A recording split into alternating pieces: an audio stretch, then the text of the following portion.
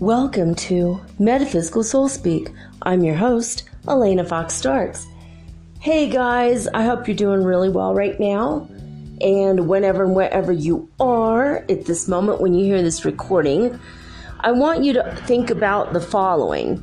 If you want a bigger light, you use a bigger light bulb.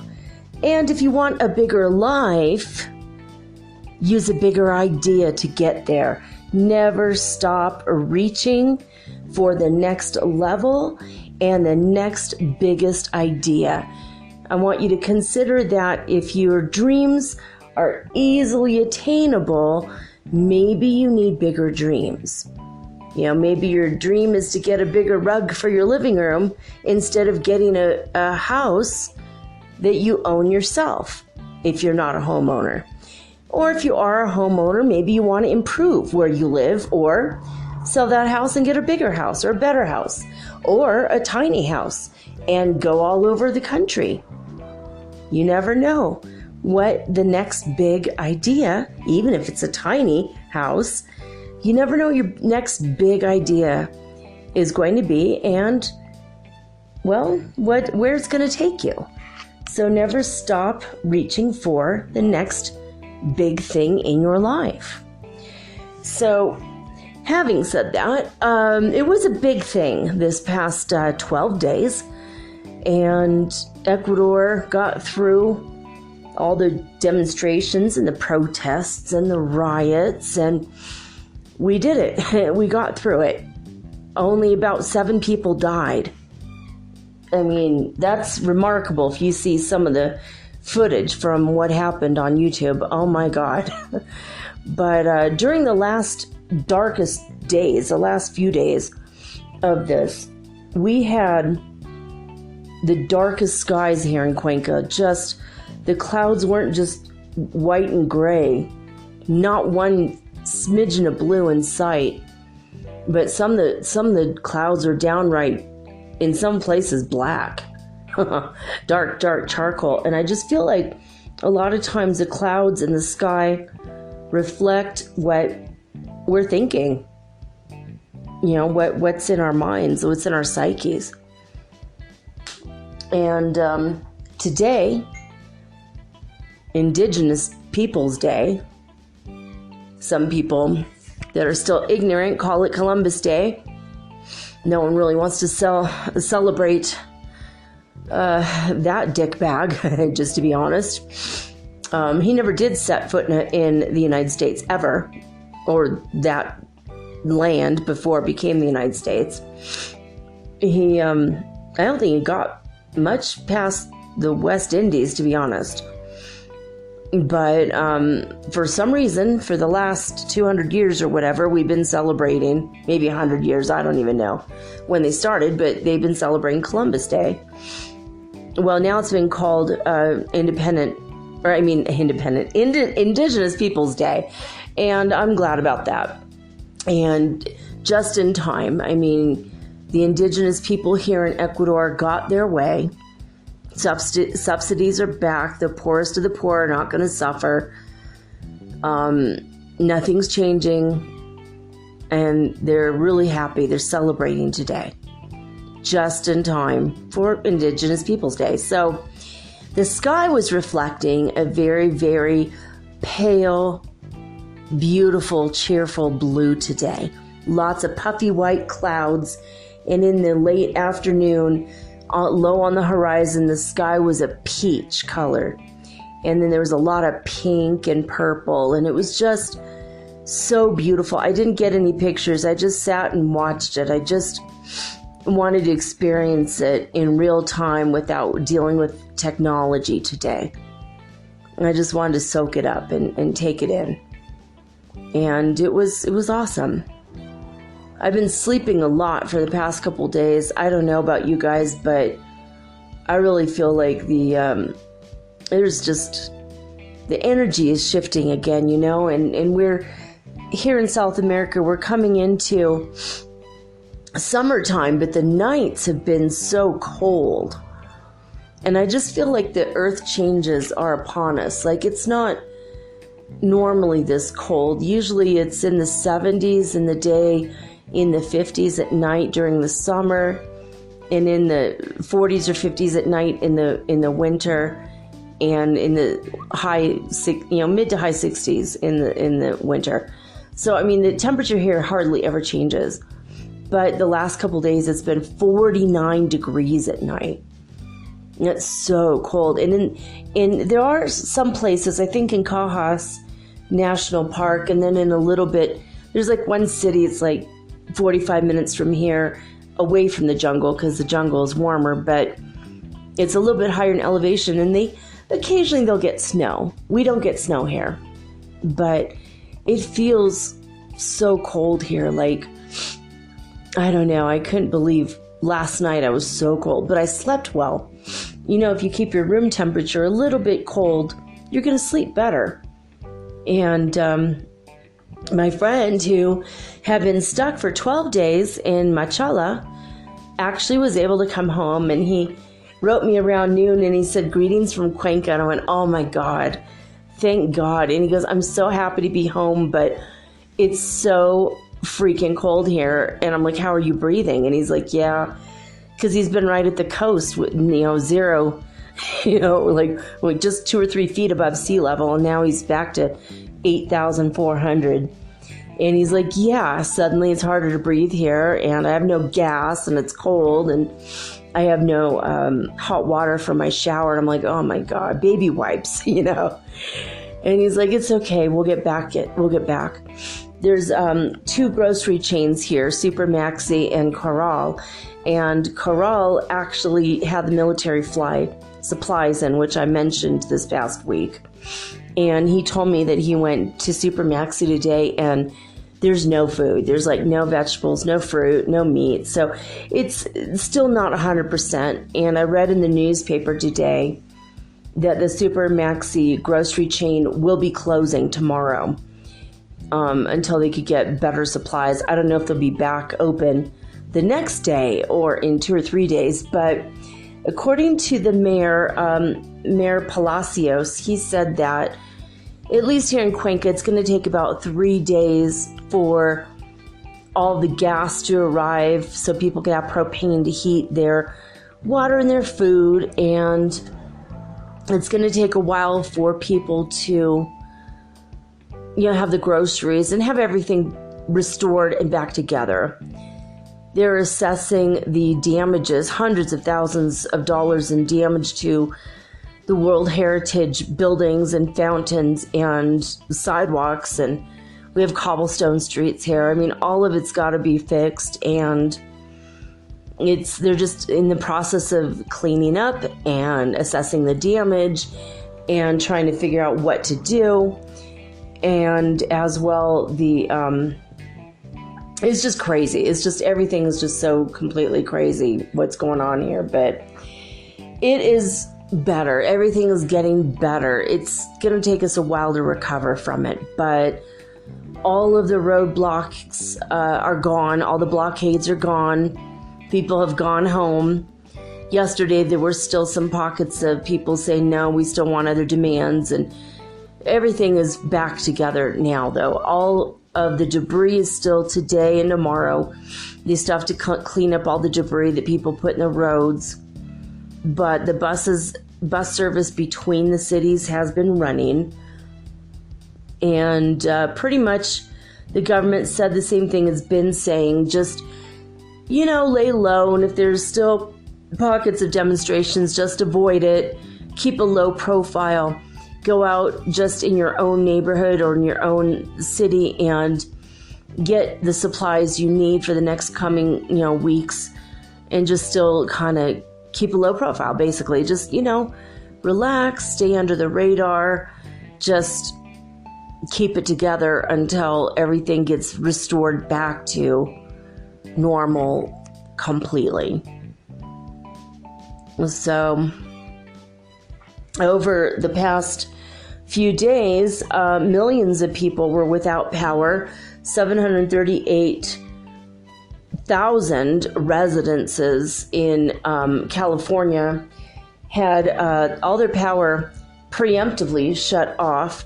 PG&E was afraid, due to the very dry and very windy conditions, that their equipment would once again start another fire like the one that started last year and decimated my town of Paradise, California, where I raised my children for 10 years. Our town burned completely to the ground last year, and we were here in Cuenca at the time. Well, my oldest was in the Bay Area, but I had a couple boyfriends and friends. I had a lot of friends up there, and they all had to evacuate, and they all lost their homes. And one of my exes actually went back and wanted to be a part of the effort, and so he bought a house in Magalia, which is where my house had been, and my house is still there, but the rest of the whole area is just practically gone. Parts of Magalia are gone, and all of Paradise totally. It was decimated in like 4 hours, and it's PG&E's fault. So they filed a lawsuit for like $52.1 billion. Not a lawsuit, I'm sorry, for bankruptcy, because they're going to have to pay all of those people who lost family members, who lost their home, their land, the ability to live there. It's going to be a place of hazardous material for years. It's very, very dangerous to live there. So they're going through that, and then, the conditions that sparked that fire started up again.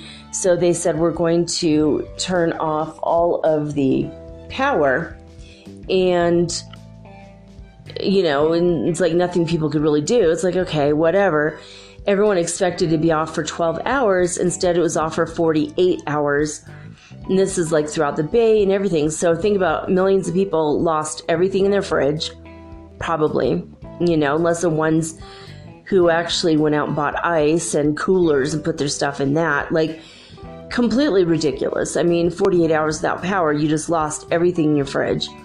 And if you just went and bought a bunch of groceries, then you're just SOL, So now they got to pay for that, and the governor, Newsom of California, is now calling for PG&E to give everybody $100, either money or directly or in credit, to make up for the fact that they just screwed up over all these people. They should have only kept the power off for a few hours until the conditions changed. 12 hours, no more than 12 hours, so that people could wouldn't lose their food. So that's a big problem. That in the Bay Area, they were all in a blackout. So there you have it. There's that. And speaking of blackouts, the disclosurenews.it said that their site is back live finally, 9:30 this morning, but the interruption data is not available as seen from the large blank space or blackout on this chart. They said, look for more information on the web. It seems that the void period remained almost calm, and they saw that there were some movements of around 10 hertz. They weren't looking at heart math, apparently, because I didn't see anything around 10 hertz on there. But it says, in the evening report, for the little we can see, the situation remained calm. And it says Hertz 13 at the top of, kind of in the middle of the page. So I guess it was only 13 Hertz frequency up there in Italy, or over there. And let's see. But going to Heart Math Institute, we can see that in California, they were at 121 at midnight. By 4 a.m., they were at 118. And in Saudi Arabia, in the town of Hofuf, they started at 107 hertz frequency and went down to 103 by 4 a.m. And at midnight in Lithuania, they started off at 110 hertz frequency on the Schumann resonance scale and went down to 97 by 4 a.m. Alberta, Canada started off at 135 hertz frequency at midnight, and they went down to 133 by 4 a.m. And Northland, New Zealand, start off at 82. That's the only one that's in the double digits for the whole chart. They start off at 82 at midnight and went up to 84 by 4 a.m. And last but not least, Hulului, South Africa, being the highest today, 138 hertz frequency at midnight, and they were down to 137 by 4 a.m. So there you have it. We are still at 99, or again at 99 on the Ascension Symptom scale. Ascension symptoms I've noticed is just time speeding up, going really fast, sleeping a lot, really crazy dreams with this full moon. I don't know, I've been having a lot of just really wild dreams. I can't even tell you what they were last night, but I know that one of my dreams was that I was surrounded by people in the place that I now, waking up, don't recognize the place nor the people. But I was like surrounded by friends that I absolutely loved and adored, and they all knew me and I knew them, and everything was normal in that situation. I woke up and I'm like, who the hell were those people? Have you ever had a dream like that? You're just like, why do I keep dreaming about all these strangers? Like, is it a past life, future life? I mean, where do you know these people from, you know? But it was like modern day times in my dream, and I don't know, it was like I'm in university, they're like roommates or something, and or just friends at the university. I don't know, it was very weird. But I've had these ongoing for decades. I've had ongoing dreams that I'm in a mall, like a specific mall, and it's not, but it looks a lot like the mall in Medellin that I used to go to in Colombia. But it's not really that, but it looks a lot like it. It's like almost like an art museum. It's so beautiful. It's all different shades of white and glass fixtures and like chandeliers. I mean, it's just super fancy white marble and stuff. I've had that ongoing dream for a long time, and I've had ongoing dreams of for decades, being in a university. And I'm there seeing my friends, and I wake up and I'm like, I have never seen that university in my life, and I don't even know these people, and I don't even look like I look now, and it's just really, really bizarre. I don't know what that is. Maybe it's when I go to heaven, that sometimes that's what I'm doing when I'm there, when I travel there, astral projecting, and we all do that. So if you ever have these situations, ask yourself and try to ask your higher guidance. Maybe use a pendulum or something and try to see, or muscle testing even, try to see if that's what it is. Are you going to heaven, or is your brain making up something because you're bored as hell? Anyway, I know that I go to lectures and I talk to people, and then I wake up and I'm like, what? It has zero relevance to my life. It's not helping me here. I don't even know what that was. But I did have an amazing dream where I figured out how to levitate and float, and I learned how to control it, where I opened up my bedroom door and I sat on my bed and I floated above my bed, and I floated into the hallway while still kind of in like a cross-legged position. It was like so bizarre. And then in my dream, and I was in a different apartment in that part, and the hallway was like different. But then I had another dream that I did the same thing, and I opened my window and I floated, and I'm on the 3rd floor. And in this part of the dream, I was in the apartment I'm actually in. And I don't know why in my dream the window was so wide. There's no way I could fit through it even if I wanted to. But this is a pretty skinny window, which is probably good being on the 3rd floor. But in my dream, I opened the window and I sat on my bed again, and I floated up, and I floated out the window, and I was hovering outside of my building, floating around and looking around. And I'm like, I'm really happy I got this skill. This is really cool. And then I started to freak out a little bit, like, oh, what if I lose it? And then I, with that thought, immediately came back, floated back through my window and landed on my bed. And I was like, whew, oh, thank God I made it. So weird, right? I mean, if I was ever going to just float around, I wouldn't float from the top down of a building. I'd float from the ground up, you know? I'd be like, open my window. I'm going to float up there and then go my window. I mean, that's how I would really do it. At first, I'd just like float to the tops of trees to look at those green parrots across the street. You know, that's what I would do. But bizarre dreams, and I think it has something to do with this full moon energy. It's giving me bizarre, strange dreams, and I'm waking up going, what? Yeah. And this time, though, this morning I woke up and I'm like, damn it, I can't believe I wasn't actually floating. I thought it felt so real, and I just was like, oh, I'm so happy I could finally float. This is the coolest thing ever. And then I woke up. Oh, it's so frustrating. Have you guys ever had dreams like that where you're like, I'm going to fly today, and then you just like fly to work, or you just fly to the park or whatever, and then you wake up and you're like, damn it, I can't actually fly, and that's just so annoying. It's the most frustrating thing ever.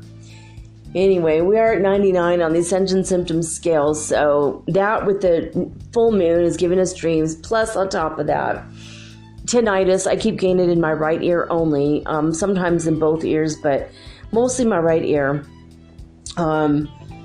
Still having a lot of, I'm not really having the cosmic naps. My son has been having the cosmic nap situation where you're just like normal, and then all of a sudden, boop, you're asleep. I mean, he fell asleep on my sweater today, and I was cold, and I'm like having my bathrobe around me, you know, because I don't want to wake him up. And it's so adorable that he's cuddling with his mom's sweater, even though he probably isn't even aware. You know, he just like laid down. It's like, okay, that's it.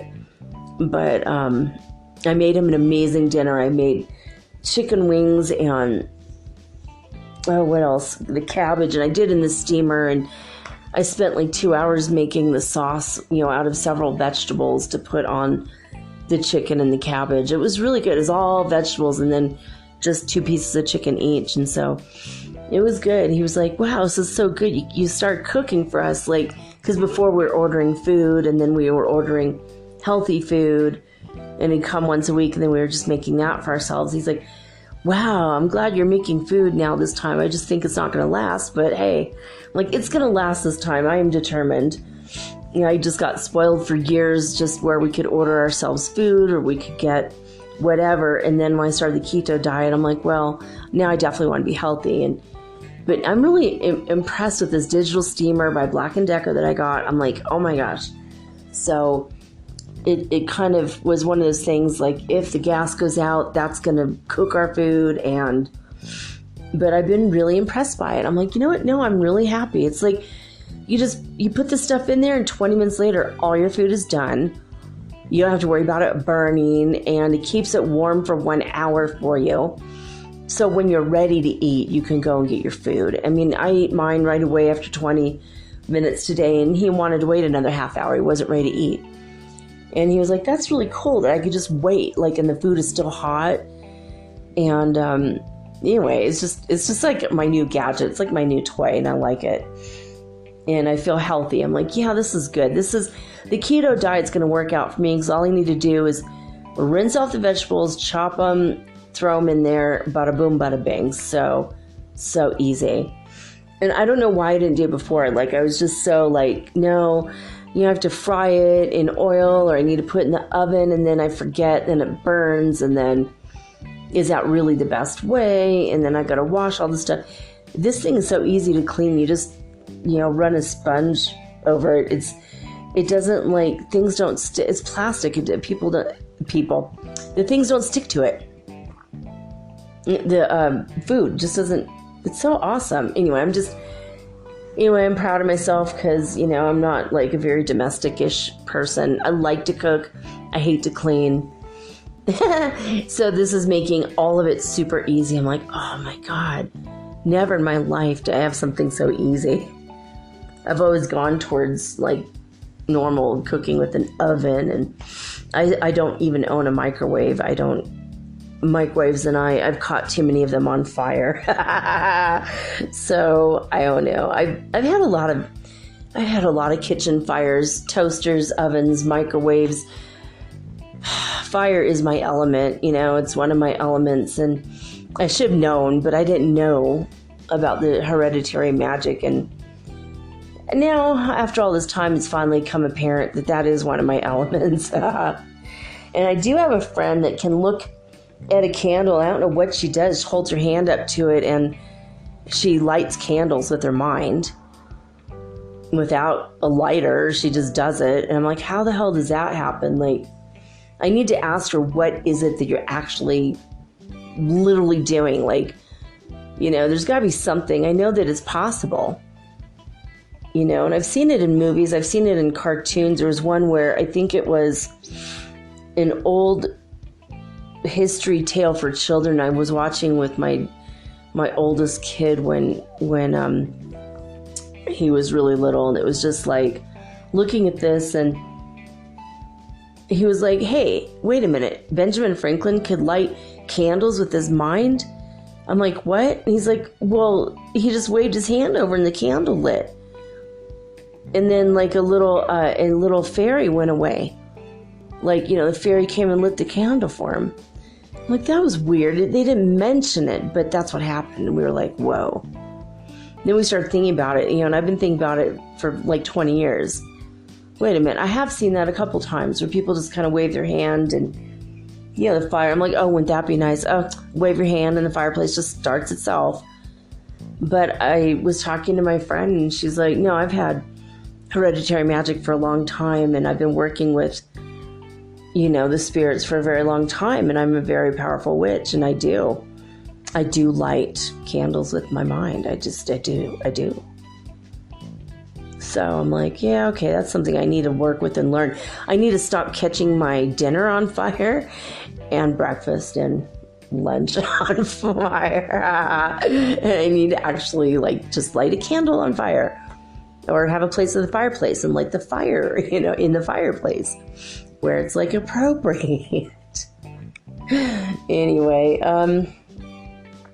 yeah, so those are the things I've been thinking about lately. I want to start a fire with my mind and float around my house because it's so fun. And even in my dream, I was floating with my legs crossed, and then I was just standing up, and I said to my son, hey, watch this. And I floated above the ground, and I just started floating around. I'm like, this is going to be really, really awesome. He's like, what do you mean? I'm like, well, when I go shopping, I could just hold onto the cart and just float. And then that way, I'm not putting any pressure on my hips or my back or my neck. I'm not putting any pressure on my ankles. And I don't have to really move my legs anymore. I could just float around. He's like, Mom, you can't do that. This is my dream. We're having this logical conversation of, you can't really do that. People will see you. You're going to freak people out. I go, what if I just put both my feet up on the rung on the shopping cart, and they'll think that you pushed me? He's like, Mom's not going to work. Yeah. I don't know. Virgo dreams, I guess. I don't know. You have to think about the logical stuff, in the most illogical thing is happening, but you still have to add the logic back in. It's so crazy.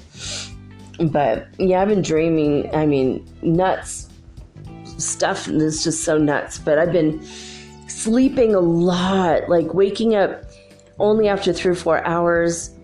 And I'm like, oh, yeah, I'm going to get up now and get up, brush my teeth, put on my bathrobe, look at the time, and wait a minute. I only slept 4 hours. I'm going to go maybe lay down again. And then I go back, lay down again, and the next thing I know, it's 3 PM. It's oh my God. I've been sleeping 10 hours a day lately. And it's weird. It's what I used to do a long time ago. And then for about a year, this last year, I've been sleeping 5 or 6 hours a night only. And then every other night or every 2 or 3 nights, I would be sleeping 12 hours, to make up for it. Now I'm back to like a normal 10 hours a night. Crazy stuff. I've always needed more, maybe because of asthma, but now I'm in this place with 8,400 feet above sea level, and so it's hard to get oxygen as it is. And I think when I'm asleep, I replenish myself with oxygen because I breathe so deeply and I'm snoring so loudly. Maybe somehow I'm getting more oxygen to my brain. I don't know. But I'm waking up every day with my hair a little bit, just a little tiny bit darker, a little bit less white, or so I like silvery white that was starting to grow in. I can't say gray, but it's my hair was changing color. And now every day when I sleep extra, I'm just getting a little bit more back. So, for that I'm grateful. All right, guys, in A Course in Miracles, acim.org, lesson 126 is this: all that I give is given to myself. All that I give is given to myself. Today's idea, completely alien to the ego and the thinking of the world, is crucial to the thought reversal that this course will bring about. If you believed this statement, there would be no problem in complete forgiveness, certainty of goal, and sure direction. You would understand the means by which salvation comes to you and would not hesitate to use it now. So, all right, let's see if there's anything down. This is another one that's kind of a longer lesson. Not really long. It's like a whole page. I'm not going to read the whole page. Go to acim.org or download an app and you can start reading the lessons for yourself. It's really worth your time. It only takes 10 to 15 minutes to do everything. And it's nice. It's worth it to use your time this way. So it later says, all that I give is given to myself. The help I need to learn that this is true is with me now, and I will trust in Him. It says, spend a quiet moment opening your mind to His correction and His love. And what you hear of Him, you will believe, for what He gives will be received by you. Of course, Him being God, and you could say Goddess and say her if you want. There's no law says you can't, but, if that makes you a little bit more close to the ideas of this, not that Jesus meant these to be sexist, but a lot of people think along the lines of God being a man. And if you don't like the idea of God, just say universe when you, so you could say, the universe is correction and the universe is love, for example. Because whatever it takes to get these ideas to your subconscious mind is worth it, because this is how you unravel years of believing falsehoods and lies about yourself, your lives, your situations, all of the stuff you've been taught, that this world is actually real. Because it's really not. This, it's just a matrix. It's just an experiment. It's like a grand schematic so that God can pretend He's not God. And he can learn about what it's like to not be himself. Much the way that an actor will put on new clothes and go on stage or go before a camera and pretend that she is someone else. Like she might be walking in LA with her pooch in a purse, in Beverly Hills sipping on a Starbucks, and then she goes to a soundstage. Next thing you know, she's the Queen of England. It's just, and that's just kind of the same thing. Like we think we're one thing, but then we come here and we're something else. But none of this is really real. Reality can be beaten with just enough imagination, says Mark Twain. And that's what we've done by coming here. The reality of it is we are not sick or overweight or lonely or poor or whatever we think we are. We are all one, Mitakiwe o Yasin. We are having this wild pretend game together. And it's so like, sometimes it's very persistent, it's very real. And it's like, whoa, this world can be so crazy, so scary, so cold, so whatever. But at the end of the day, we're going to go back and we're going to go, oh my God, that was so fun. That virtual reality we thought was real. And this is just like a reality game, and we just keep going up one level at a time. It's almost like a video game. My kids have talked to me about this before, where they think of it as just, we're in a video game. We just keep beating the levels, and then we go up. You beat enough levels, you become wealthy. You beat enough levels, you get in good shape, or you beat enough levels, you get to be a movie star this time. Or whatever, famous, or a famous musician this time. You might start off and you don't know anything about music and you're just a street urchin, but then after several lifetimes, now you're, filling hundreds of thousands of people in stadiums across the world, and you're a rock star. And we've all been lifted up to the fifth dimension, so we're all getting glimpses of it every now and again. We're like, wait a minute, this isn't what we thought at all. This is so weird. We're like, it's unnerving. For one, it's super unnerving. When you start realizing you could speed up time and slow down time, it's super unnerving. But then also, it becomes very fun.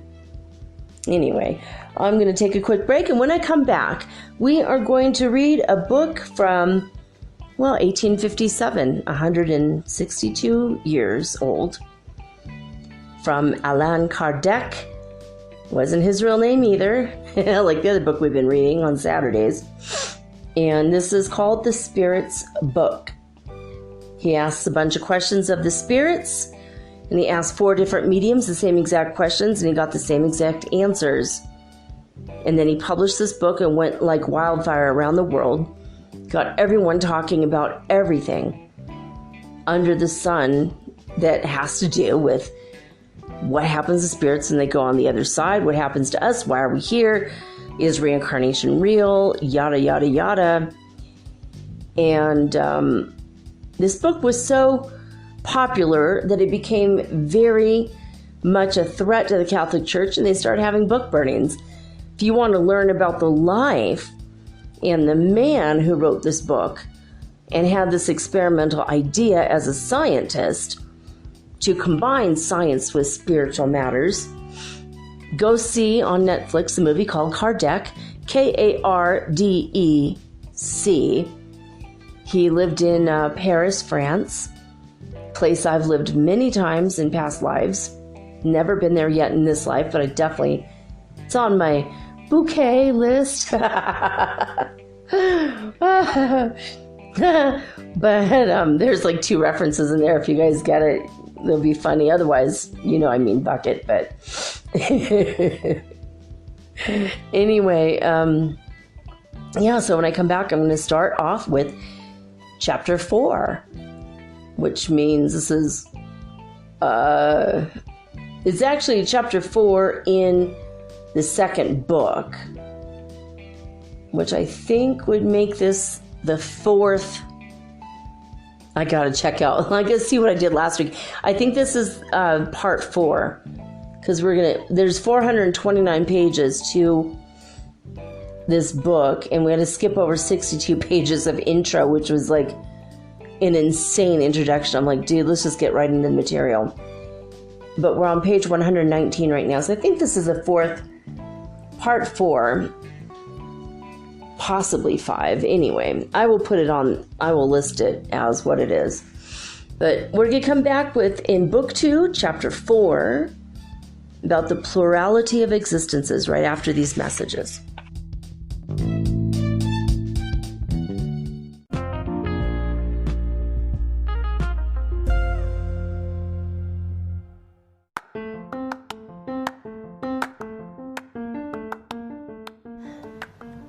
If you haven't heard about Anchor, It's high time you did.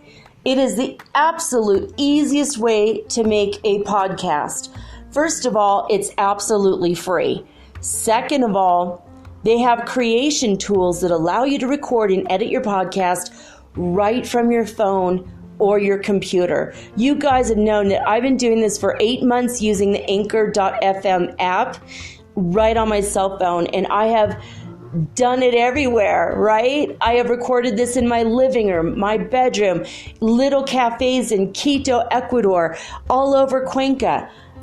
It's so absolutely easy to make your podcast, and editing is just a snap.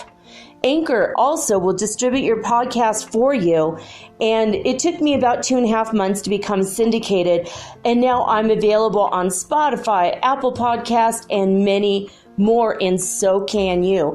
You can make money from your podcast also, and there's no minimum requirement. You get paid from your very first listener. It is everything that you need to make a podcast all in one place. So please, if you are interested in making a podcast of your very own, do not hesitate to start with Anchor. Download the free Anchor app or go to anchor.fm to get started today.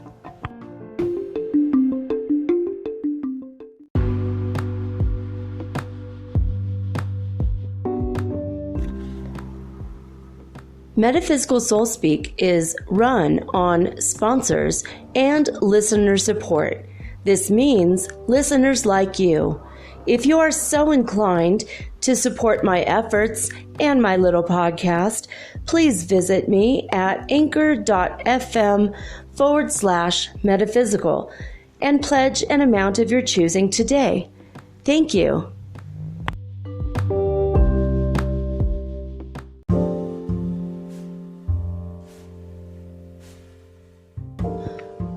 Justice of Reincarnation. Question 171. What foundation is there for the doctrine of reincarnation? The Spirit's answer: the justice of God and revelation, for, as we have already remarked, an affectionate Father always leaves a door of repentance open for his erring children. Does not reason itself tell you that it would be unjust to inflict an eternal deprivation of happiness on those who have not had the opportunity of improving themselves? Are not all men God's children? It is only among selfish human beings that injustice, implacable hatred, and irremissible punishments are to be found. Now, Allan Kardec has his own commentary that goes on after that. He says, all spirits tend towards perfection and are furnished by God with the means of advancement through the trials of corporeal life, but the divine justice compels them to accomplish in new existences that which they've not been able to do or to complete in a previous trial. Sorry, the punctuation is really weird in this, so if it sounds like I'm not reading it right, it's just the punctuation is really bad. All right, Allan Kardec goes on to say, it would not be consistent with the justice or with the goodness of God to sentence to eternal suffering those who may have encountered obstacles to their improvement independent of their will and resulting from the very nature of the conditions in which they found themselves placed. If the fate of mankind were irrevocably fixed after death, God would not have weighed the actions of all in the same scales and would not have treated them with impartiality. The doctrine of reincarnation, that is to say, the doctrine which proclaims that men have many successive existences, is the only one which answers to the idea we form to ourselves of the justice of God in regard to those who are placed by circumstances over which they have no control, in conditions unfavorable to their moral advancement.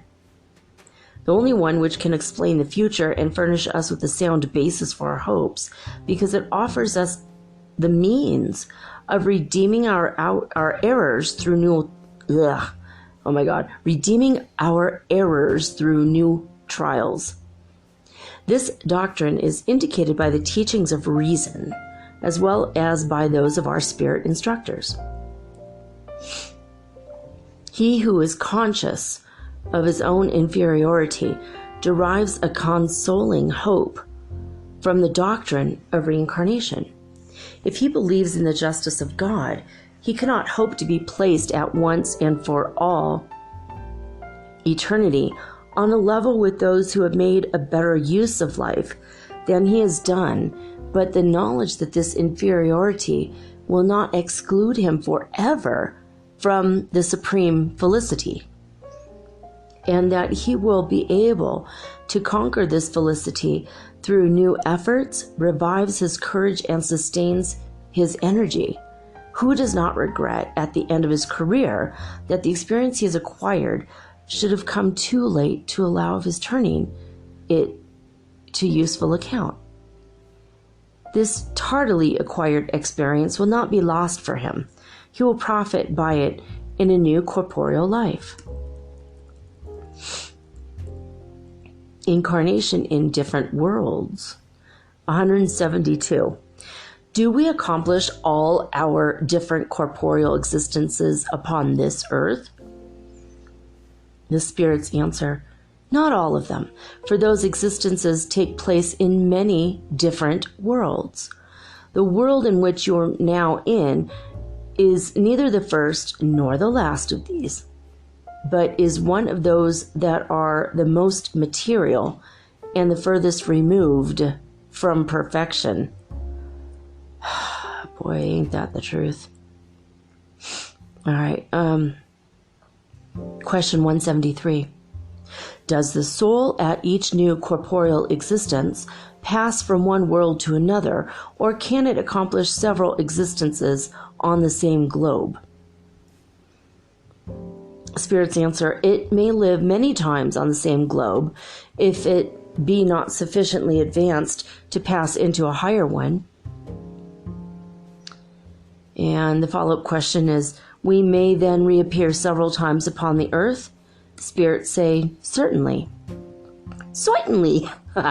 Sorry.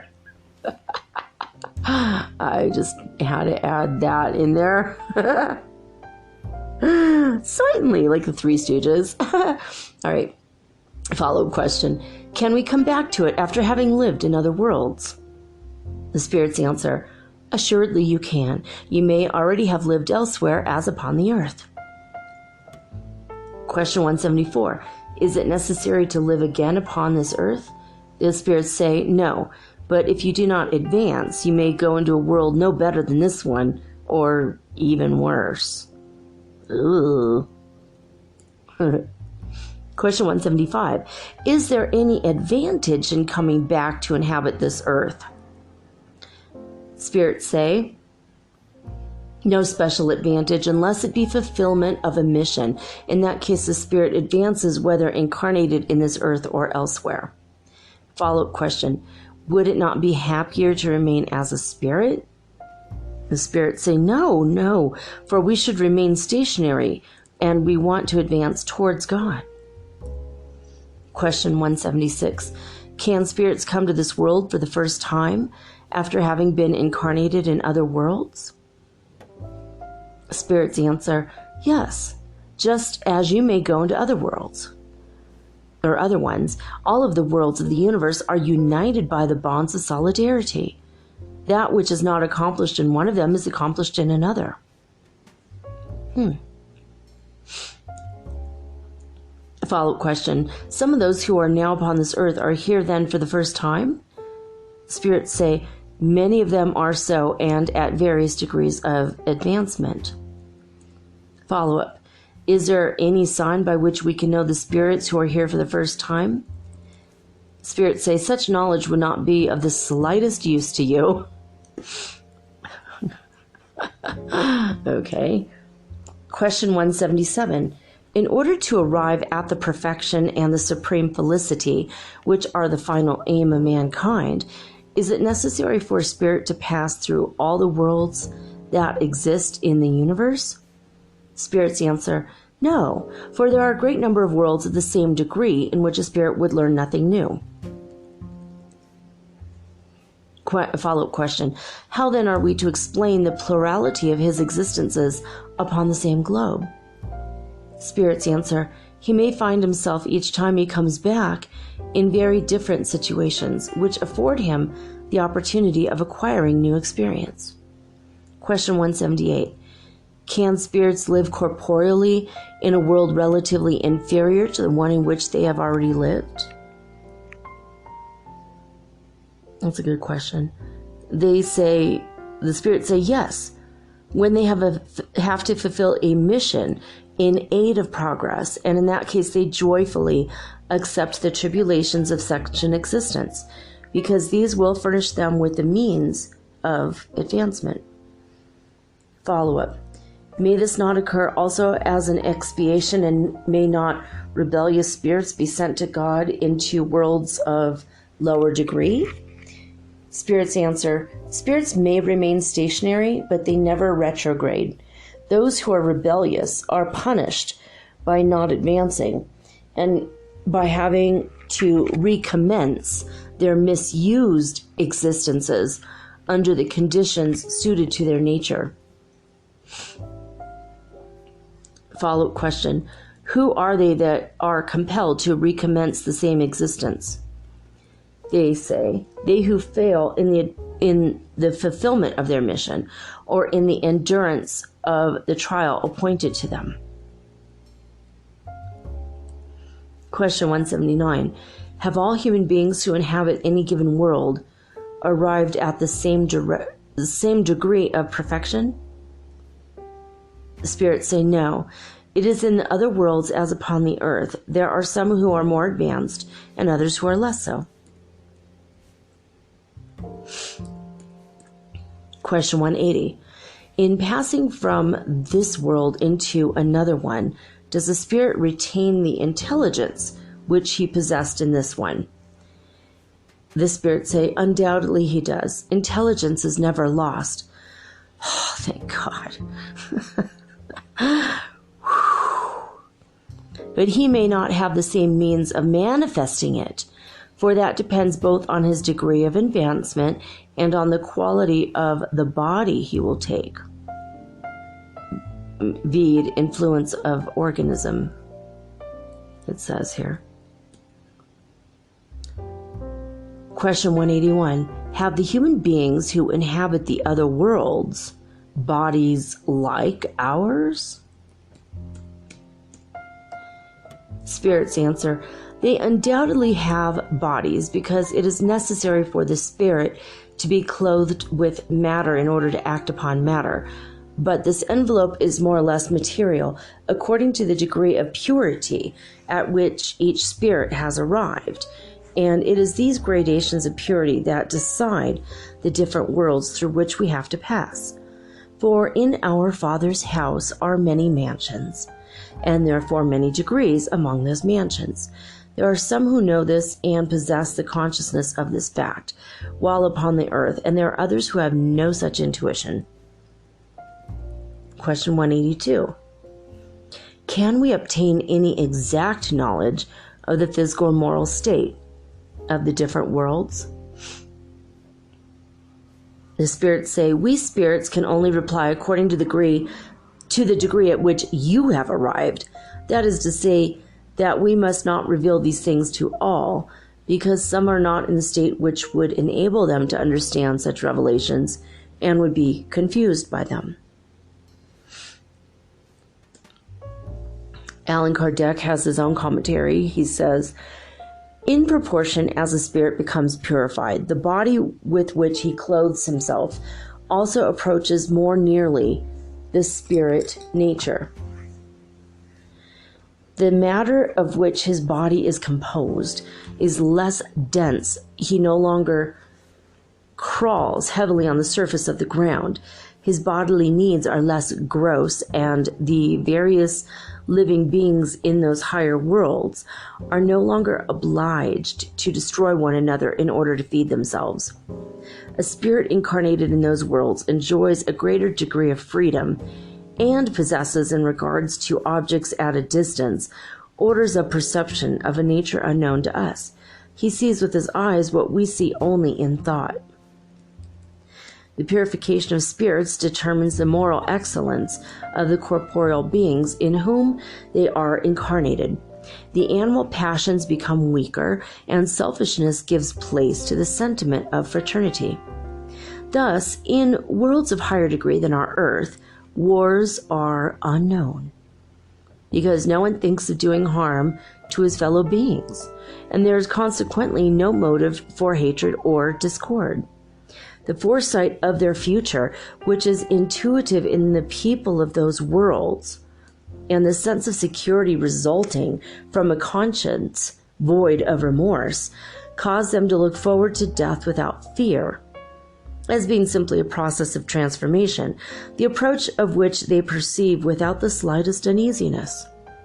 The duration of a lifetime in the different worlds appears to be proportionate to the degree of moral and physical superiority of each world, and this is perfectly consonant with reason.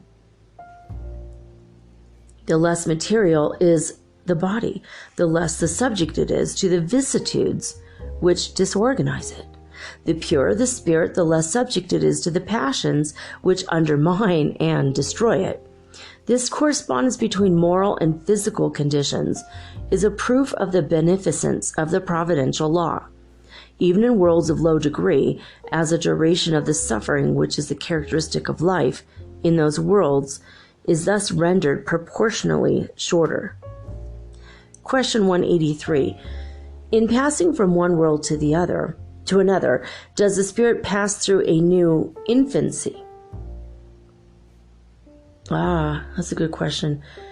Answer by the spirit say, infancy is in all worlds a necessary transition, but it is not in all of them so stupid as it is in yours.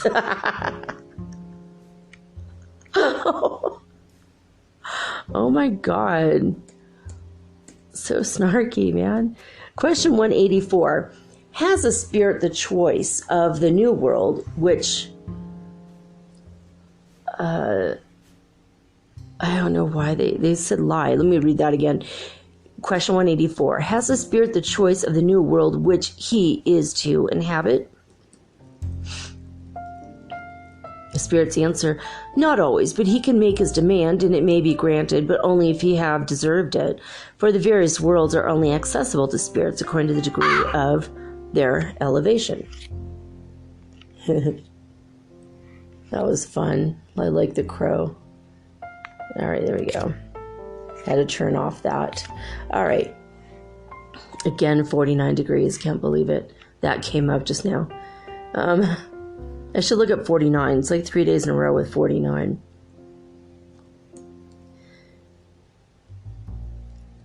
All right, so then his follow-up question is, if a spirit make no such demand, what is it that decides as to the world in which he will be reincarnated?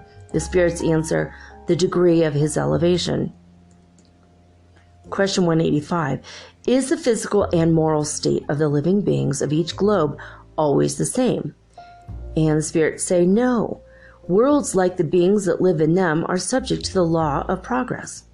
All have begun like yours by being in a state of inferiority, and the earth will undergo a transformation similar to that which has been accomplished by the others. It will become a terrestrial paradise when the men by whom it is inhabited have become good. And Allan Kardec's note on that says, the races which now people the earth will gradually disappear and will be succeeded by others more and more perfect. Those transformed races will succeed the races now upon the earth, as these have succeeded earlier races, still more gross than the present ones. All right, question 186. Are there worlds in which the spirit, ceasing to inhabit a material body, has no longer any other envelope than the perispirit? And they say, yes. And this envelope itself becomes so etherealized that for you, it is as though it did not exist. This is the state of fully purified spirits. And his follow-up question, it would seem from the statement that there is no clearly marked line of demarcation between the state of the latter incarnations and that of pure spirit. They say no such demarcation exists.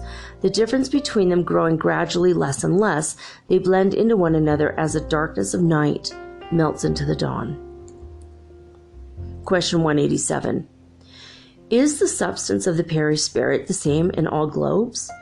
They say, no, it is more or less ethereal.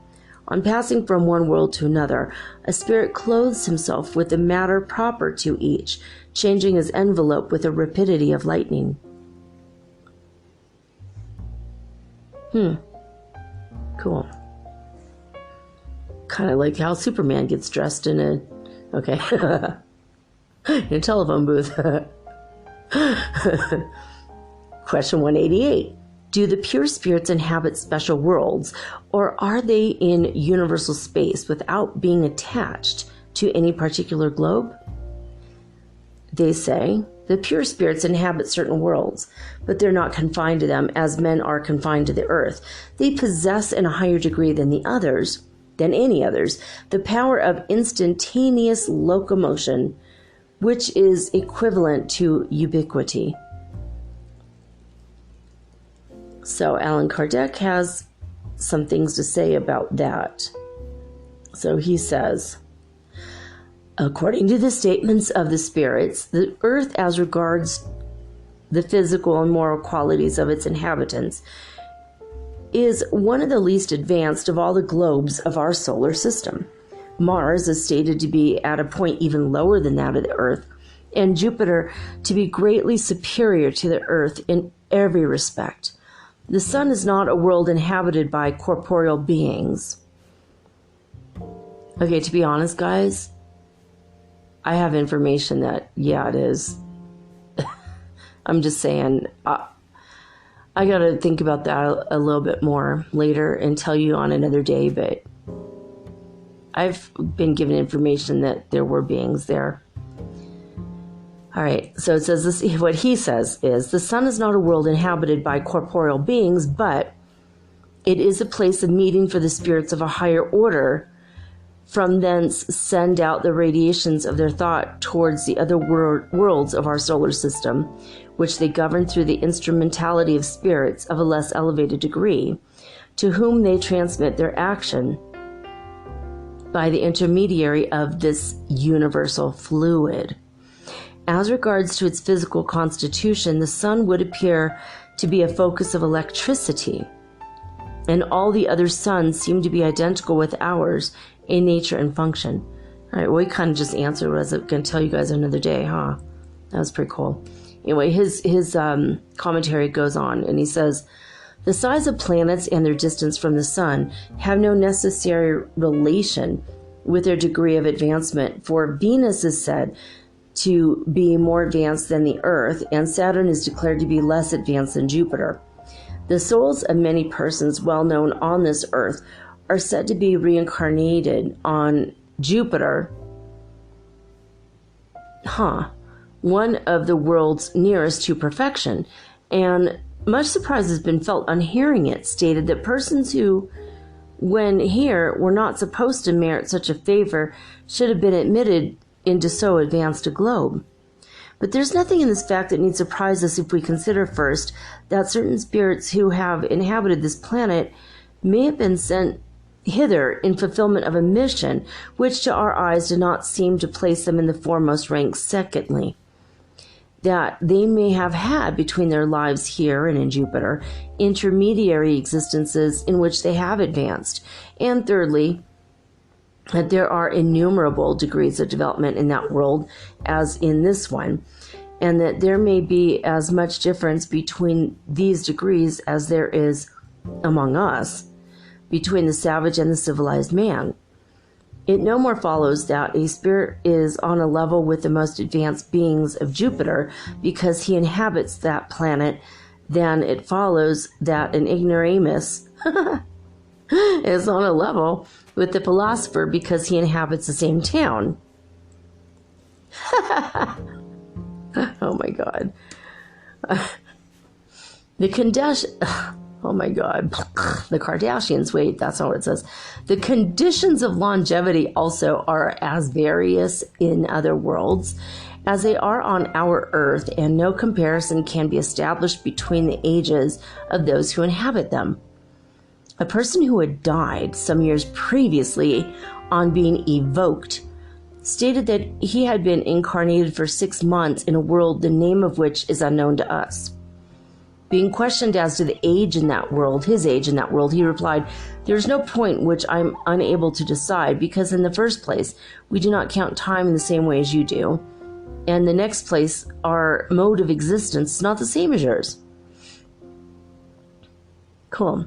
Our development is much more rapid in this world, for although it's only 6 of your months since I came here, I may say that as regards intelligence, I am about what one usually is at the age of 30 on your earth. Wow, interesting. A great number of similar replies have been given by other spirits. And these statements contain nothing improbable. Do we not see upon our earth a host of animals that acquire their normal development in the course of a few months? Why should not men do the same in other spheres? And it is to be remarked, moreover, that the degree of development acquired by man at the age of 30 upon the earth may be only a short sort of infancy in comparison with what he is destined to arrive at in worlds of higher degree. Short-sighted indeed are they who look upon our present selves as being in all respects the normal type of creation, and to suppose that there can be no other modes of existence than our present one is in sooth a strange narrowing of our idea of the possibilities of the divine action. Progressive transmigrations. Question 189. Does the spirit enjoy the plenitude of his faculties from the beginning of his formation? The spirits say no, for the spirit, like the man, has its infancy. Spirits at their origin have only an instinctive existence and have scarcely any consciousness of themselves or of their acts. It is only little by little that their intelligence is developed. Question 190. What is the state of the soul at its first incarnation?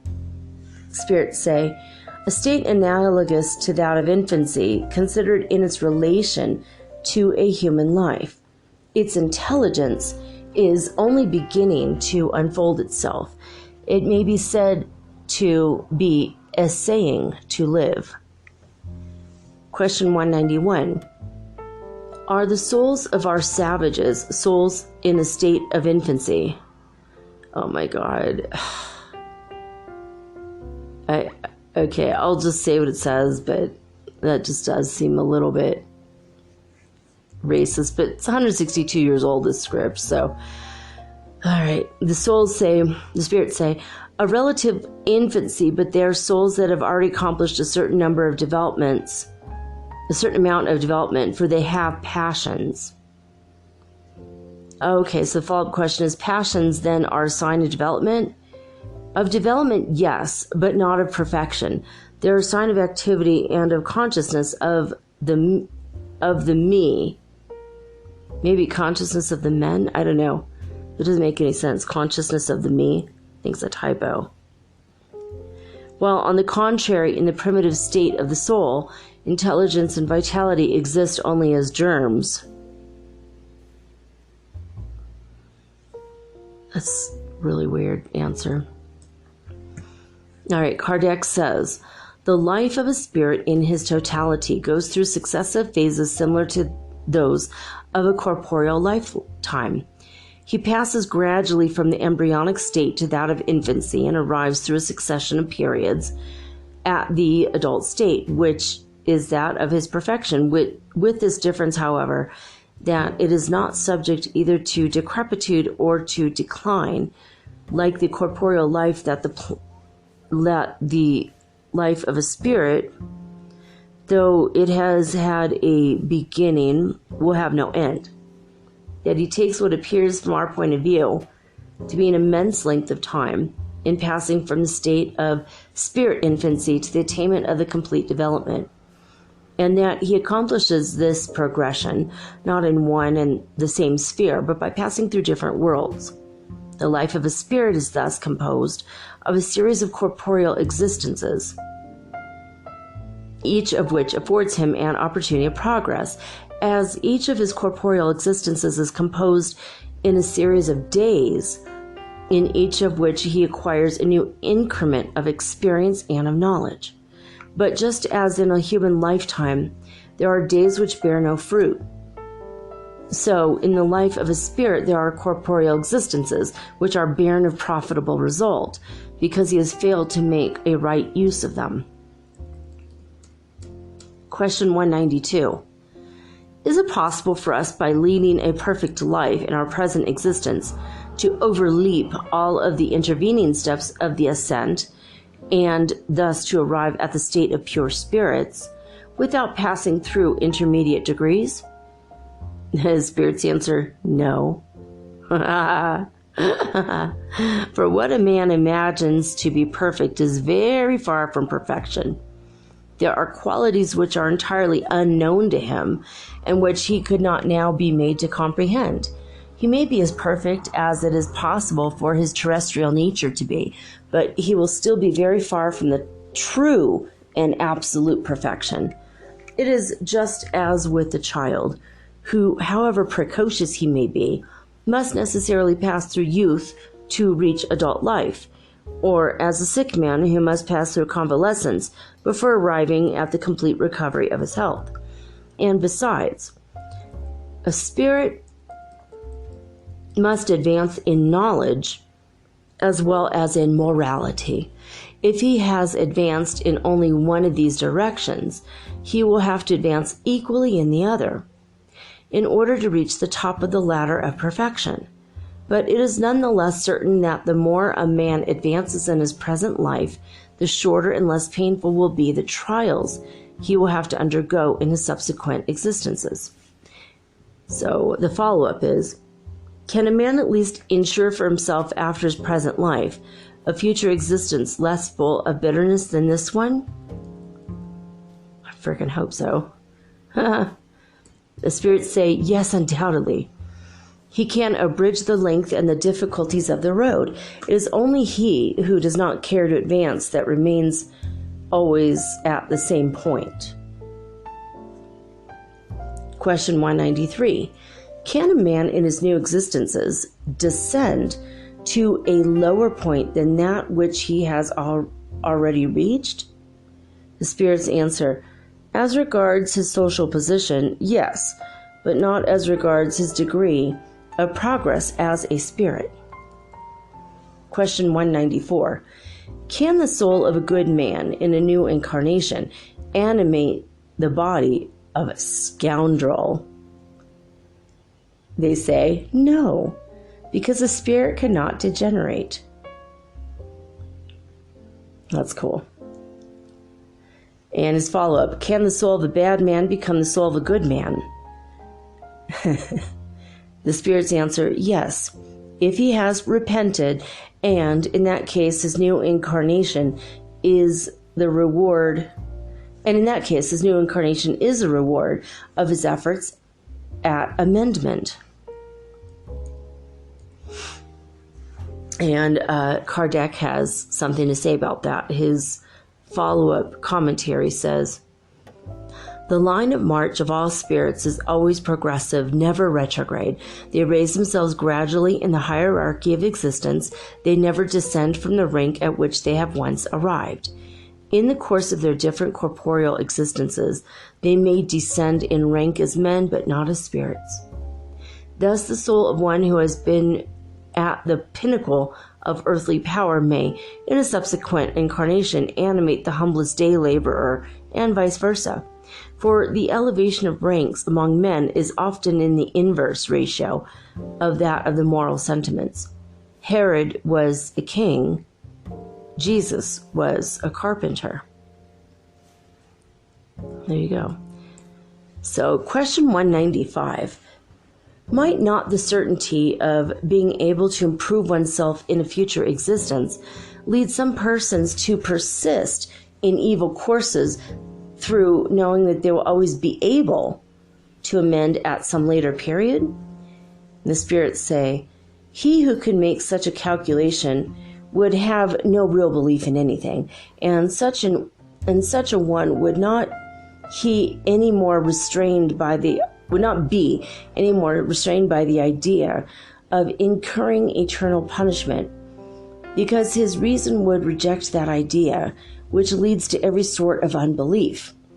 An imperfect spirit, it is true, might reason in that way during his corporeal life, but when he's freed from his material body, he thinks very differently, for he soon perceives that he has made a great mistake in his calculations, and this perception causes him to carry an opposite sentiment into his next incarnation.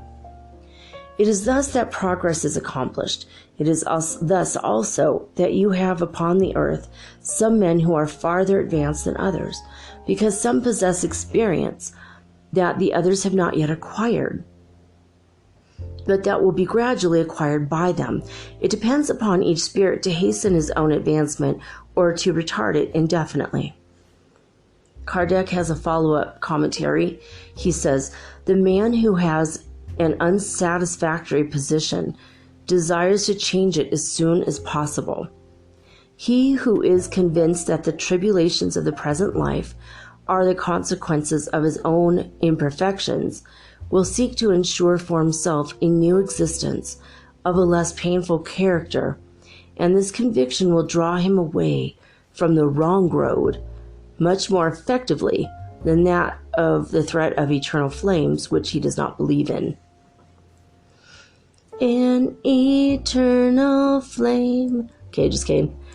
Can't even. I forgot the tune of that song. Oh my God.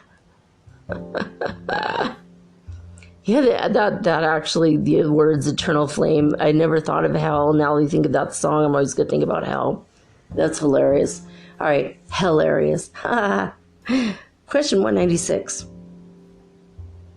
As spirits can only be ameliorated by undergoing the tribulations of corporeal existence, it would seem to follow that the material life is a sort of sieve or strainer by which the beings of the spirit world are obliged to pass in order to arrive at perfection? The spirits say, yes, that is the case. They improve themselves under the trials of corporeal life by avoiding evil and by practicing what is good. But it is only through many successive incarnations or purifications that they succeed after a lapse of time, which is longer or shorter according to the amount of effort put forth by them, reaching the goal towards which they tend. Follow-up question. Is it the body that influences the spirit for its amelioration, or is it the spirit that influences the body? The spirits say, your spirit is everything. Your body is a garment that rots and nothing more.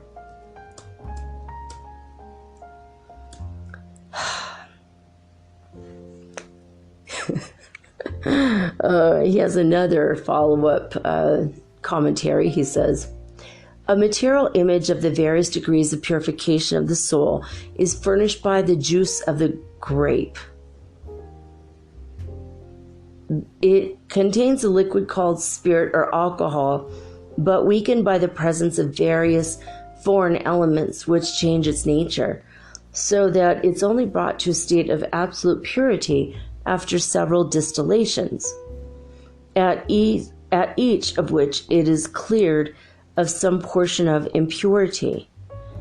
The still represents the corporeal body into which the spirit enters for its purification. The foreign elements represent the imperfections from which the perispirit is gradually freed, in proportion as the spirit approaches the state of relative perfection. Fate of children after death. Question 197. Is the spirit of a child who dies in infancy as advanced as that of an adult? Spirits say, he is sometimes much more so, for he may previously have lived longer and acquired more experience, especially if he be a spirit who has already made considerable progress. Now, the follow-up question is, the spirit of a child may then be more advanced than that of his father? Spirits say, that is very frequently the case. Do you not often see examples of this superiority in your world? Question 198. In the case of a child who has died in infancy and without having been able to do evil, does the spirit belong to the higher degrees of the spirit hierarchy?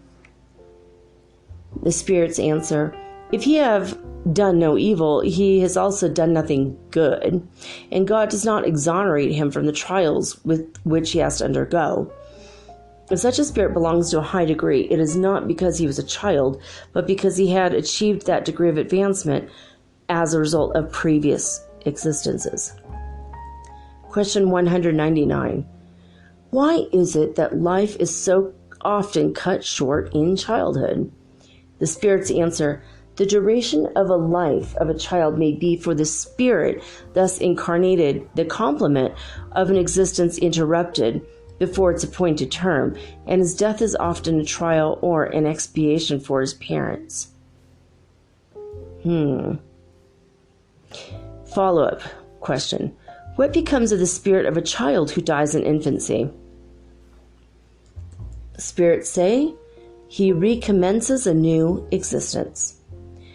Now, Kardec has a bunch of follow-up commentary after that. He says, if man had but a single existence, and if after this existence his future state were fixed for all eternity, by what standard of merit could eternal felicity be adjudged? I guess it's I don't know this word. Adjudication, but it's not that. ADJUDGED. So, what standard of merit could eternal felicity or happiness be adjudged to that half of the human race which dies in childhood, and by what would it be exonerated from the conditions of progress, often so painful, imposed on the other half? Such an ordering could not be reconciled with the justice of God. Through the reincarnation of spirits, the most absolute justice is equally meted out to all. The possibilities of the future are open to all without exception and without favor to any. Those who are the last to arrive have only themselves to blame for the delay. Each man must merit happiness by his own right action, as he has to bear the consequences of his own wrongdoing. It is, moreover, most irrational to consider childhood as a normal state of innocence. Do we not see children endowed with the vilest instincts at an age at which even the most vicious surroundings cannot have begun to exercise any influence upon them? Do we not see many who seem to bring with them at birth cunning, falseness, perfidy, and even instincts of thieving and murder? And this in spite of the good examples by which they are surrounded? Human law absolves them from their misdeeds because it regards them as having acted without discernment, and it is right in doing so, for they really act instinctively rather than from deliberate intent. But whence proceed the instinctual differences observable in children of the same age, brought up amidst the same conditions and subjected to the same influences? Whence comes this precocious perversity, if not from the inferiority of the spirit himself? since education has had nothing to do with producing it. Those who are vicious are so because their spirit has made less progress, and being the case, each will have to suffer the consequences of his inferiority. Not on account of his wrongdoing as a child, but as a result of his evil courses in former existences. And thus the action of providential law is the same for each, and the justice of God reaches equally to all. Sex in spirits. Question 200. Have spirits sex? The spirits answer, not as you understand sex, for sex in that sense depends on the corporeal organization.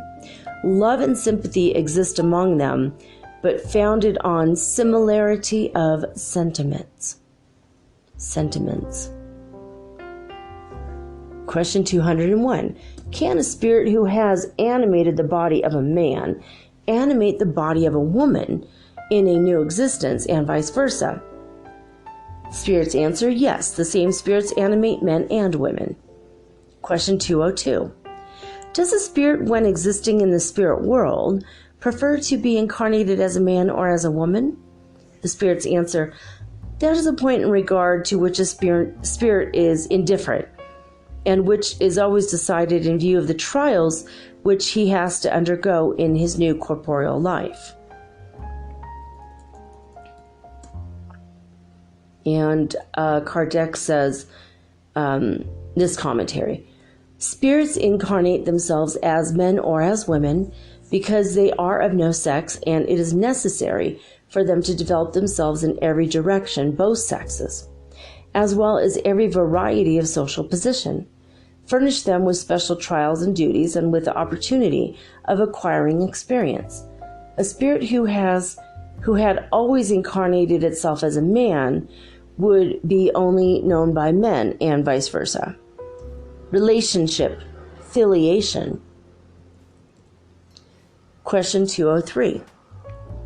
Do parents transmit to their children a part of their soul, or do they only give them the animal life to which another soul afterwards adds the moral life?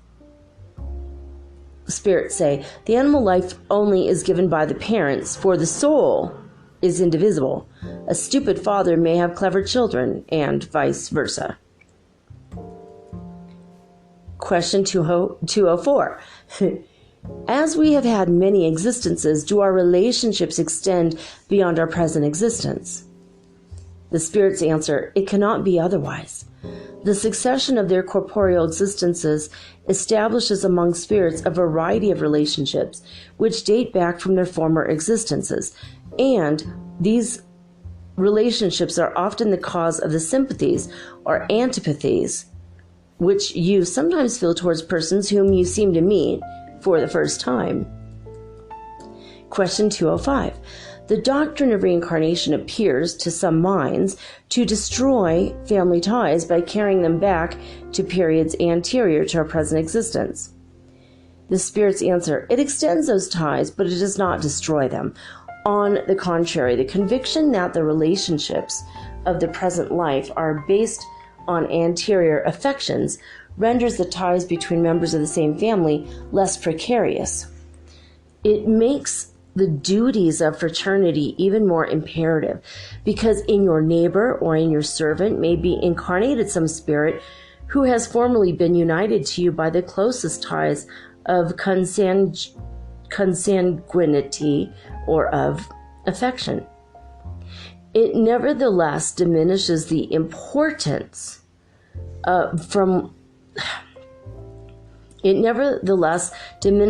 importance which many persons attach to their ancestry, since we may have had for our father a spirit who has belonged to a different race or who has lived in a different social position. That is true, but I guess that was a question. It was just, they screwed up their own way of It's like the font is supposed to be different when one person's speaking and the other person's speaking, and they just screwed that part up. So I think that was a question. So lame. All right. All right, so his question is, it nevertheless diminishes the importance with which many persons attach to their ancestry, since we may have had for our father a spirit who's belonged to a different race or has lived in a different social position. I had to add that because there wasn't even a question mark there. And they say that is true, but this importance is usually founded on pride. For what most people honor in their ancestors is title, rank, and fortune. Many a one who would blush to have an honest shoemaker for his grandfather boasts of his descent from some debauchee of noble birth. But no matter what men may say or do, they will not prevent things from going on according to the divine ordering. For God has not regulated the laws of nature to meet the demands of human vanity. 206. If there be no affiliation among the spirits successively incarnated as the descendants of the same family, does it follow that it is absurd to honor the memory of one's ancestors? The spirits say, assuredly not. For one ought to rejoice in belonging to a family in which elevated spirits have been incarnated. Although spirits do not proceed from one another, their affection for those who are related to them by family ties is nonetheless real. For they are often led to incarnate themselves in such and such a family by pre-existing causes of sympathy and by the influence of attractions due to relationships contracted in anterior lives. But you may be very sure that the spirits of your ancestors are in no way gratified by the honors you pay to their memory from a sentiment of pride. Their merits, however great they may have been, can only add to your deserts by stimulating your efforts to follow the good examples they may have given you, and it is only through the emulation of their good qualities that your remembrance can become for them not only agreeable but also useful. Physical and moral likeness. Question 207. Parents often transmit physical resemblance to their children. Do they also transmit to them moral resemblance? The spirits say no, because they have different souls or spirits. The body proceeds from the body, but the spirit does not proceed from any other spirit. Between descendants of the same race, there is no other relationship than that of consanguinity. I think that means like blood ties. Sanguine is French for blood, I believe. Might be Latin for blood. So, follow-up question. What is the cause of the moral resemblance that sometimes exists between parents and children? And the spirits say, the attractive influence of moral sympathy, which origins together spirits who are animated by similar sentiments and tendencies. Question 208. Are the spirits of the parents without influence upon the spirit of their child after its birth? The spirits say they exercise, on the contrary, a very great influence upon it. As we've already told you, spirits are made to conduce to one another's progress. To the spirits of the parents is confided the mission of developing those of their children by the training that they give them. It is a task which is appointed to them, which they cannot without guilt fail to fulfill. Question 209. How is it that good and virtuous parents often give birth to children of perverse and evil nature? In other words, how is it that the good qualities of the parents do not always attract to them through sympathy a good spirit to animate their child? The spirits say a wicked spirit may ask to be allowed to have virtuous parents in the hope that their counsels may help them amend his ways. And God often confides such a one to the care of virtuous persons in order that he may be benefited by their affection and care. Question 210. Can parents, by their intentions and their prayers, attract a good spirit into the body of their child instead of an inferior spirit? The spirits say no, but they can improve the spirit of the child whom they have brought into the world and is confided to them for that purpose. It is their duty to do this, but bad children are often sent as a trial for the improvement of the parents also. Question 211.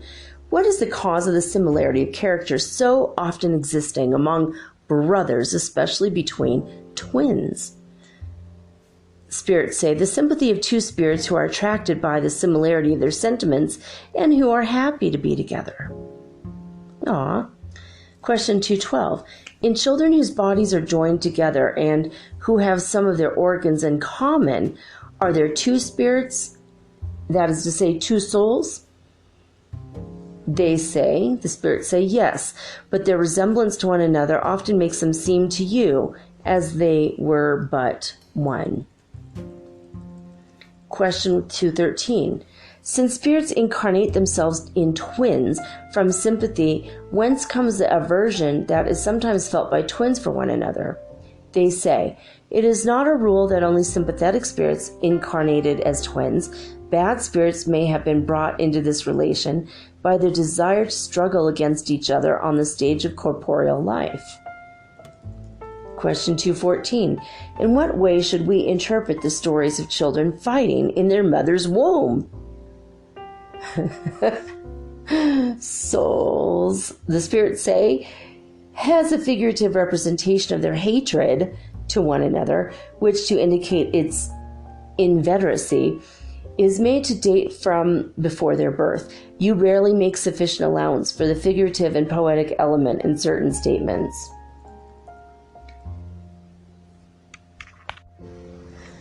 Question 215. What is the cause of the distinctive character which we observe in each people? The spirits say, spirits constitute different families, formed by the similarity of their tendencies, which are more or less purified according to their elevation. Each people is a great family formed by the assembling together of sympathetic spirits. The tendency of the members of these families to unite together is the source of the resemblance, which constitutes a distinctive character of each people. Do you suppose that good and benevolent spirits would seek to incarnate themselves among a rude and brutal people? No. Spirits sympathize with masses of men as they sympathize with individuals. They go to the region of the earth with which they are the most in harmony.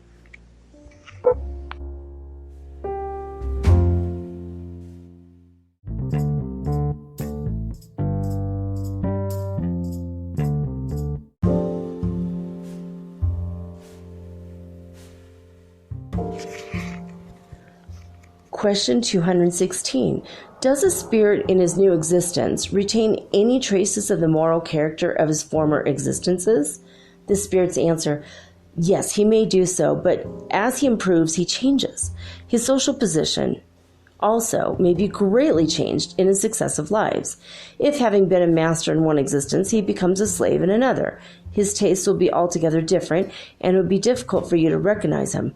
A spirit being the same in his various incarnations, there may be certain analogies between the manifestations of character in his successive lives, but these manifestations will, nevertheless, be modified by the change of conditions and habits incident to each of his new corporeal existences, until, through the ameliorations thus gradually effected, his character has been completely changed. He who was proud and cruel, becoming humble and humane through repentance and effort. Question 217.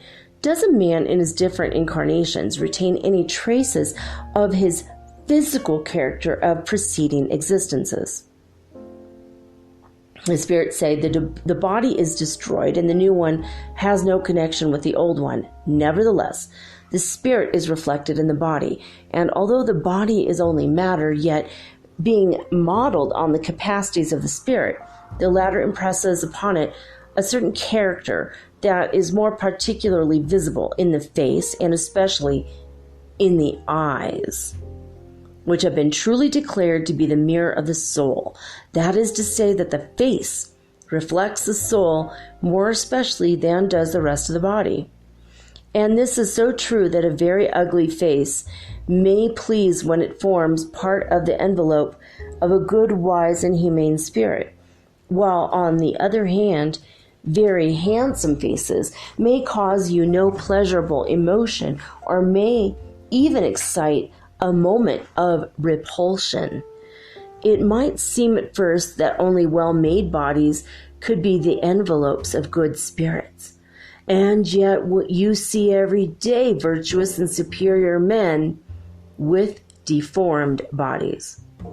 Without there being any marked resemblance between them, the similarity of tastes and tendencies may therefore give what is commonly called a family likeness to the corporeal bodies successively assumed by the same spirit. Interesting. Okay, so Kardec has a commentary. He says, the body with which the soul is clothed in a new incarnation, not having any necessary connection with the one which it is quitted, since it may belong to quite another race, it would be absurd to infer a succession of existences from a resemblance which may only be fortuitous, but nevertheless the qualities of the spirit often modify the organs which serve for their manifestations, and impress upon the countenance, and even on the general manner, a distinctive stamp. It is thus that an expression of nobility and dignity may be found under the humblest exterior, while the fine clothes of the grandee are often unable to hide the baseness and ignominy of their wearer. Some persons who have risen from the lowest position adopt without effort the habits and manners of the higher ranks, and some who have returned to their native element, while others, notwithstanding their advantages of birth and education, always seem to be out of their proper place in refined society. How can these facts be explained unless as a reflex of what the spirit has been in his former existences? Innate ideas. Does the spirit retain, when incarnated, any trace of the perceptions he has had and the knowledge he had acquired in its former existences? The answer from the spirit say, there remains with him a vague remembrance, which gives him what you call innate ideas. Then the theory of innate ideas is not a chimera? Nate and the spirit say no. The knowledge acquired in each existence is not lost. A spirit, when freed from matter, always remembers what he's learned. He may, during incarnation, forget partially and for a time, but the latent intuition which he preserves of all that he has once known aids him in advancing. Were it not for this intuition of past acquisitions, he would always have to begin his education over again. A spirit at each new existence takes his departure from the point at which he had arrived at the close of his preceding existence. Question 219. If that be the case, there must be a very close connection between two successive existences? The spirits say that connection is not always so close as you might suppose it to be, for the conditions of the two existences are often very different, and in the interval between them the spirit may have made considerable progress.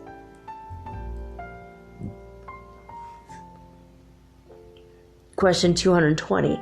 What is the origin of the extraordinary faculties of those individuals who, without any preparatory study, appear to possess intuitively certain branches of knowledge, such as languages, arithmetic, etc.? The spirits say the vague remembrances of their past, the result of progress previously made by the soul, but of which it has no present consciousness.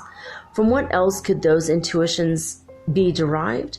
The body changes, but the spirit does not change, although he changes his garment. Question 221. In changing our body, can we lose certain intellectual faculties, as for instance, the taste for an art? Spirits say, Yes, if you have sullied that faculty or made bad use of it. Moreover, an intellectual faculty may be made to slumber during an entire existence because the spirit wishes to exercise another faculty having no connection with the one which in that case remains latent, but will come again into play in a later existence. Question 222. Is it to a retrospective remembrance that are due the instinctive sentiment of the existence of God and the presentiment of a future life, which appear to be natural to man even in the savage state? The spirits answer yes, to a remembrance which man has preserved of what he knew as a spirit before he was incarnated, but pride often stifles this sentiment. His follow-up question, is it to this same remembrance that are due certain beliefs analogous to spiritist doctrine, which are found among every people? The spirits say, and besides that, they say, that doctrine is as old as the world and is therefore to be found everywhere, a ubiquity which proves it to be true. The incarnated spirit, preserving the intuition of his state as a spirit, possesses an instinctive consciousness of the invisible world. But this intuition is often perverted by prejudices and debased by the admixture of superstitions resulting from ignorance. Okay, that is the end. I had to go to a second part because I had reached 55 minutes and I felt like it was going to be more than 5, and here we are at almost 9 minutes, so we just went a little bit over today.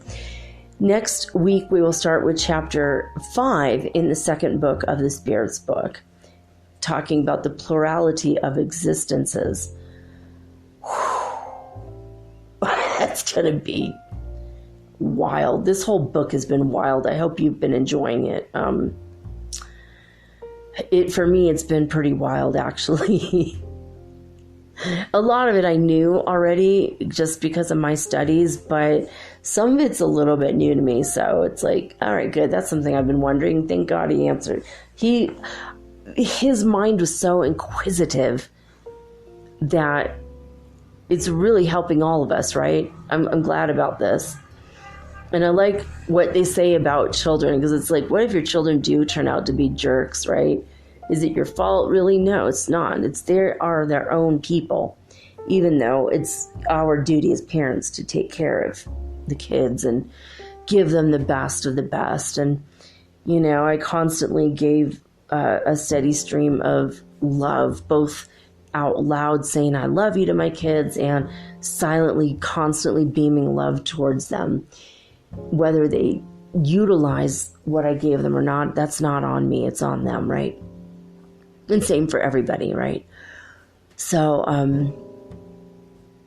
that's good. All this is making me feel a little bit better. It's like we always question our existence as parents. Like, did we screw up? And everyone screws up. Everyone makes mistakes, right? It's only human, but I don't know. I'm going to be thinking about this stuff for a long time. I might go back and reread this during the week and, you know, think about it and apply it to my own life. And if you guys are interested in also doing that, I found this at ssbaltimore.org/resources/e-books/the Spirit's book with a dash between the and spirits and spirits and book .pdf.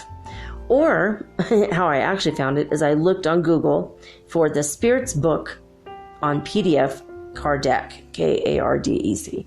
So you guys could do the same if you want to go ahead and read ahead or reread some of the sections I already read. Or you could just go back in the last few weeks and see,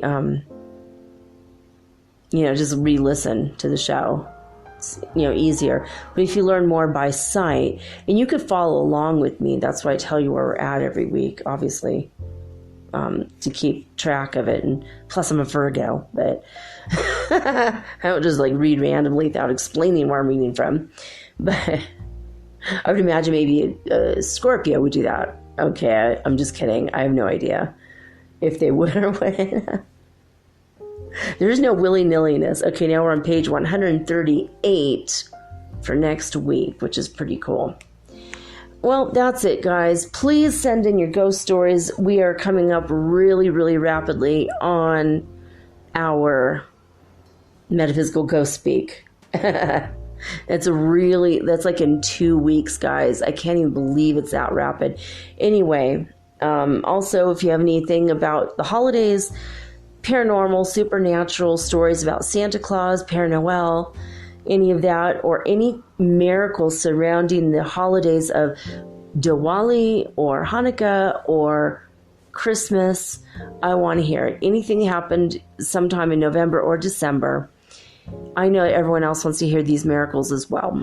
Did you ever write Santa Claus a letter and miraculously it came true, even though your parents didn't even know about the letter? Or that maybe you actually mailed it and your parents didn't know at all and they had nothing to do with it and that thing came to you anyway? I want to hear about that because I want to have a very special Christmas Eve show. All right, well, that's all I can say about that. I love you guys. Thank you so much for joining me this evening in our pursuit of knowledge about spirits and incarnations and all this. And also thank you for being on the Ascension journey with me and for listening to my show and for promoting it among your groups and among the people that you know would be spiritually minded like us, so that we could find our hashtag soul family, hashtag soul tribe, and continue on in our advancement of our collective souls.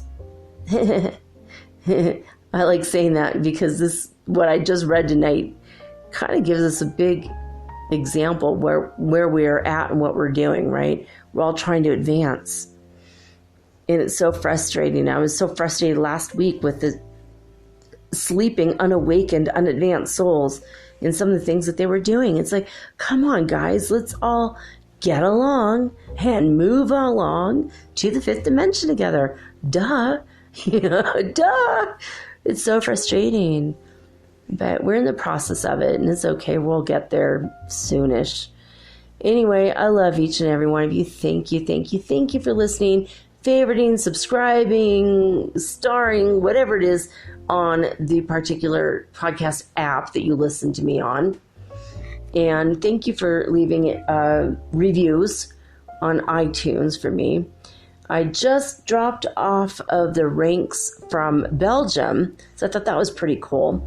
That at least in iTunes for a while I was on the charts in Belgium, and so it was pretty cool. I get these little reports every now and again. Hey, guess where you were heard on iTunes this week?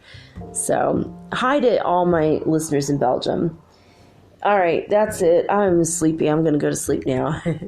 Signing off with peace and joy and the high vibes of the holy fifth dimension. Until next time, peace.